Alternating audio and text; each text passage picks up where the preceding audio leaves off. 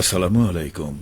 আজ সোমবার 25শে ভাদ্র 5 রবিউল আউয়াল 9 সেপ্টেম্বর। বাংলাদেশ বেতার রাজশাহী। স্থানীয় সংবাদ পড়ছি মাহমুদ শওকত। প্রধান উপদেষ্টা অধ্যাপক ড মোহাম্মদ ইউনূস বলেছেন, ছাত্র জনতার আকাঙ্ক্ষার যে স্বপ্নের বাংলাদেশ গড়ার কাজ শুরু হয়েছে তা শেষ না হওয়া পর্যন্ত এর থেকে সরে যাওয়ার সুযোগ নেই। তিনি এই স্বপ্ন বাস্তবায়নে ছাত্রদের সার্বক্ষণিক কাজ করে যাওয়ার আহ্বান জানান।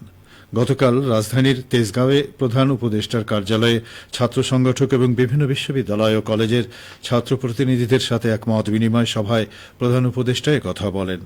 তরুণরা দেশের হাল ধরেছে, তারা অনন্য এক বাংলাদেশ তৈরি করে যাবে বলে তিনি আশাবাদ ব্যক্ত করেন। ধর্ম বিষয়ক উপদেষ্টা ড আফামা খালিদ হোসেন বলেছেন, বাংলাদেশে সব ধর্মের লোক তাদের নিজ নিজ ধর্ম পালন করবে, এটা তাদের সাংবিধানিক অধিকার। কেউ তাতে বাধা দিলে তা প্রতিহত করা হবে। 3 দিনের সরকারি সফরের দ্বিতীয় দিন গতকাল রাজশাহীর দারুস সালাম কামিল মাদ্রাসা পরিদর্শন এবং শিক্ষক শিক্ষার্থীদের সাথে মত বিনিময় সভায় প্রধান অতিথির বক্তৃতায় তিনি এসব কথা বলেন। ধর্ম বিষয়ক উপদেষ্টা বলেন, একটি চক্র বর্তমান অন্তর্বর্তীকালীন সরকারকে জনগণের কাছে অগ্রহণযোগ্য করতে চায়। তারা বৈশ্বিক মিডিয়াকে বলছে, বাংলাদেশে সংখ্যালঘু জনগোষ্ঠী ধর্ম পালনে বাধাপ্রাপ্ত হচ্ছে। বাংলাদেশে সংখ্যালঘু বলে কোনো শব্দ নেই, সবাই বাংলাদেশী। তিনি বলেন, অন্তর্বর্তীকালীন সরকার অত্যন্ত চ্যালেঞ্জিং মুহূর্তে দায়িত্ব নিয়েছে। সংস্কার কার্যক্রম চালানোর জন্য আপ্রাণ চেষ্টা হচ্ছে। স্বাভাবিক আইন শৃঙ্খলা পরিস্থিতি এবং অর্থনৈতিক স্থিতিশীলতা আনয়নের জন্য সর্বচেষ্টা করা হচ্ছে।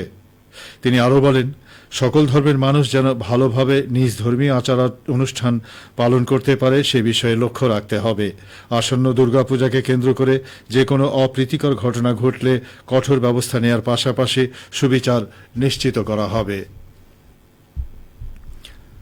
আগামী বুধবার থেকে আনুষ্ঠানিকভাবে রাজশাহী বিশ্ববিদ্যালয়ের সকল কার্যক্রম শুরু হবে। আগামীকাল থেকে আবাসিক হলগুলো খুলে দেওয়া হবে।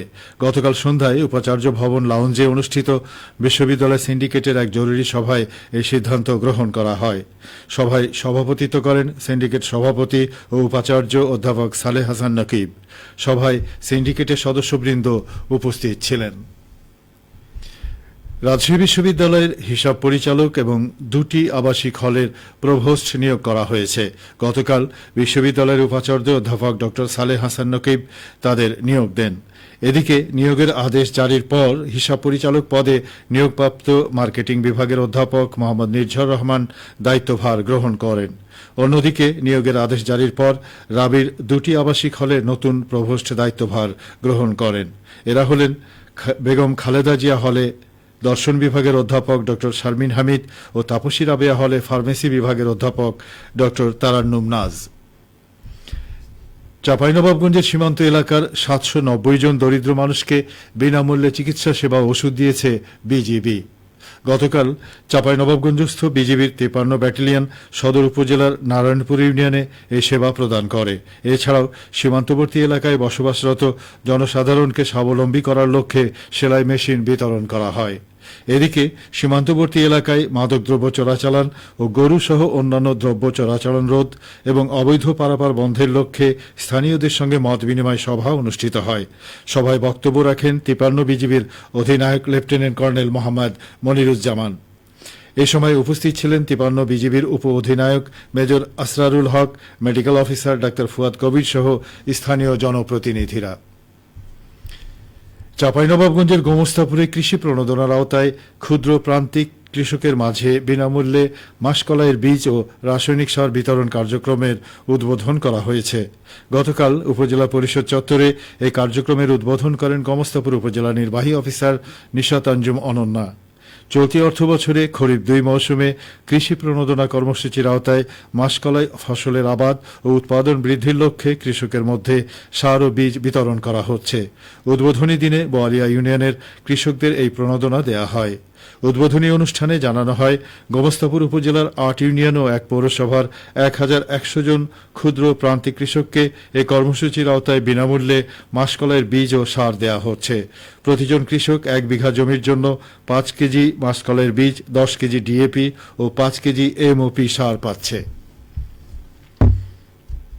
জিঙ্ক সমৃদ্ধ ধান চাষের প্রসার ঘটাতে নাটোরে ২,২০০ কৃষককে বিনামূল্যে ধানের বীজ প্রদান করা হয়েছে। চলতি রবি মৌসুমে জেলায় জিঙ্ক সমৃদ্ধ ব্রি ধান ৭২ এবং বি ধান ২০-এর বীজ প্রদান করা হয়। কৃষি সম্প্রসারণ অধিদপ্তর নাটোর জেলা কার্যালয়ের উপপরিচালক মোহাম্মদ আব্দুল ওয়াদুদ জানান, শিশুদের দৈহিক বৃদ্ধি ও মেধা বিকাশ এবং রোগ প্রতিরোধ ক্ষমতা বৃদ্ধির জন্য প্রতিদিন বয়সভেদে নির্ধারিত মাত্রায় জিঙ্ক গ্রহণ করা প্রয়োজন। এই অবস্থার উত্তরণে জিঙ্ক সমৃদ্ধ ধান উদ্ভাবন এবং এর চাষাবাদ প্রসারের ব্যবস্থা গ্রহণ করা হয়েছে। সবশেষে আবহাওয়া। আজ সকাল ৬টায় রাজশাহীতে তাপমাত্রা ছিল ২৭ ডিগ্রি সেলসিয়াস। এ সময় বাতাসে আর্দ্রতার পরিমাণ ছিল ৯৬%। রাজশাহী ও পার্শ্ববর্তী এলাকায় আজ সূর্যোদয় হয়েছে ভোর ৫টা ৪৯ এবং সূর্যাস্ত সন্ধে ৬টা ১৫। সংবাদ শেষ হল। আমাদের পরবর্তী স্থানীয় সংবাদ দুপুর ১২টা ১০।